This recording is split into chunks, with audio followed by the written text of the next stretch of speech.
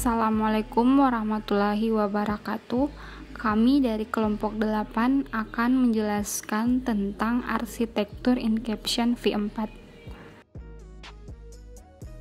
Sebelum kami masuk ke arsitektur Incaption V4, kami akan menjelaskan tentang dataset yang kami gunakan, yaitu Tomato Leaf. Dataset ini berupa gambar daun tomat yang dikelompokkan menjadi beberapa penyakit. Terdapat 1.200 gambar daun tomat dan memiliki 6 kelas atau label. Berikut ini kelas atau label dari dataset yang kami gunakan. Terdapat 6 kelas pada dataset ini, yaitu 1. Bacterial spot, 2. Early blight, 3. Late blight, 4. Leaf mold, 5. Septoria spot, dan yang terakhir leaf curve virus. Selanjutnya, kami akan menjelaskan tentang arsitektur Incaption V4. Premis masalah: bagaimana membuat modul menjadi seragam atau sama? Para pembuat arsitektur, Christian Szegedy dan kawan-kawan, juga memperhatikan bahwa beberapa modul pada arsitektur sebelumnya lebih rumit dan tidak perlu serumit itu. Dengan asumsi modul yang lebih seragam akan meningkatkan performa dari arsitektur dibandingkan dengan arsitektur modul yang tidak seragam. Solusi: blok STEAM Incaption V4 telah dimodifikasi. STEAM di sini mengacu pada set awal operasi yang dilakukan sebelum blok Incaption. Gambar di sebelah kiri adalah STEAM Incaption ResNet V1. Gambar di sebelah kanan adalah STEAM dari Incaption V4. Arsitektur ini memiliki 3 Incaption modul, yaitu Incaption modul A, B, dan C. Gambar berikut ini merupakan Incaption modul A, B, C yang digunakan pada arsitektur Incaption V4.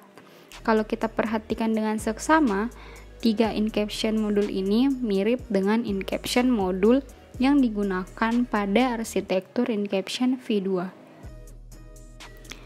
Incaption V4 juga menggunakan reduction block khusus yang digunakan untuk mengubah lebar dan tinggi grid.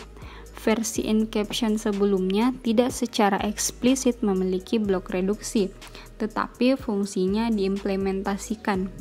Reduction block A melakukan pereduksian ukuran gambar dari 35 x 35 menjadi 17 x 17, sedangkan reduction block B melakukan pereduksian ukuran gambar dari ukuran 17 x 17 menjadi ukuran 8 x 8. Berikut ini gambaran bagaimana bentuk dari arsitektur Incaption V4.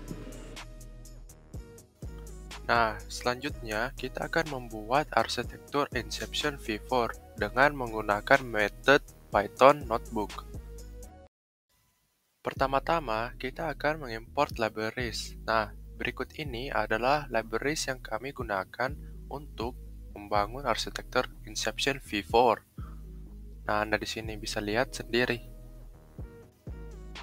Dan berikut ini adalah fungsi untuk mengubah gambar menjadi array.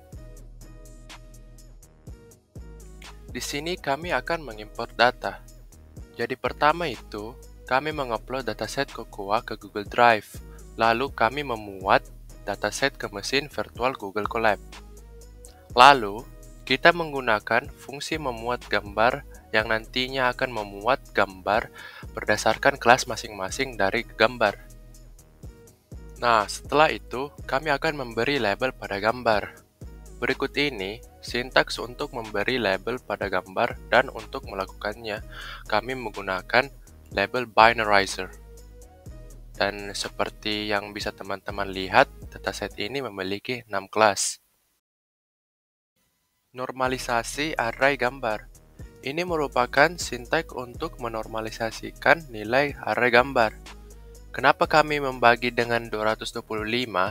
Karena pada setiap pixel pada setiap channel gambar direpresentasikan dengan nilai 0 sampai dengan 225. Berikut ini merupakan sintaks dari data augmentation. Data augmentation ini sangatlah berguna nantinya untuk kita gunakan untuk melatih model karena mampu menambahkan akurasi dari model. Berikut ilustrasi dari data augmentation. Nah, di sini yang awalnya dari satu gambar kucing menjadi 6 gambar yang baru. Oke, jadi selanjutnya kami akan membahas tentang inception modul A, B, dan C. Jadi inception modul A memiliki 4 cabang. Jadi cabang pertama itu melakukan average pooling, lalu konvolasi 1x1. Cabang kedua melakukan konvolusi 1x1. Cabang ketiga melakukan konvolusi 1x1 lalu konvolusi 3x3. Cabang keempat melakukan konvolusi 1x1 lalu 3x3 sebanyak 2 kali. Lalu hasil 4 cabang tersebut digabungkan. Selanjutnya inception modul B sama dengan inception modul A.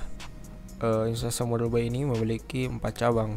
Cabang pertama itu melakukan average pooling lalu konvolusi 1x1. Cabang kedua melakukan konvolusi 1x1 saja.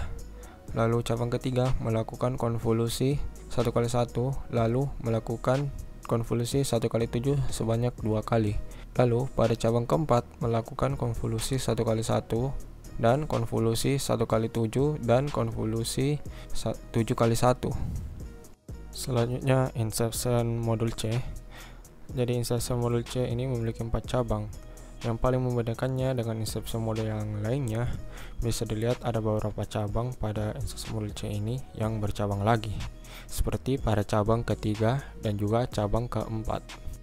Selanjutnya kami akan membahas tentang reduction block A dan B. Pada reduction block A ini memiliki 3 cabang. Cabang pertama melakukan max pooling. Cabang kedua melakukan konvolusi 3x3, lalu cabang ketiga melakukan 3 proses, yaitu konvolusi 1x1, konvolusi 3x3, dan konvolusi 3x3. Selanjutnya reduction block B. Yang membedakannya dengan reduction block A ini ialah pada cabang kedua ini ada tambahan 1 proses, yaitu konvolusi 3x3. Cabang ketiga berbeda juga dari reduction block A. Yang membedakannya itu ialah ada konvolusi 1x7 dan juga konvolusi 7x1. Berikut ini merupakan fungsi dari inception V4. Jadi pada fungsi inception base ini terdiri dari stem block dan pemanggilan fungsi inception modul dan juga reduction block. Nah, pada fungsi selanjutnya ini melakukan average pooling, dropout, dan juga melakukan klasifikasi kelas menggunakan softmax. Lalu selanjutnya kita akan membuat model berdasarkan fungsi yang tadi. Jadi berikut ini cara sintaks untuk membuat model. Lalu yang di bawah ini merupakan sintaks untuk mengcompile model. Jadi untuk compile model ini kami menggunakan gradient optimizer Adam dan perhitungan logsnya menggunakan binary cross entropy dengan matriks akurasi. Lalu setelah itu kita akan mentrain model. Jadi berikut ini sintaks untuk melakukan train model.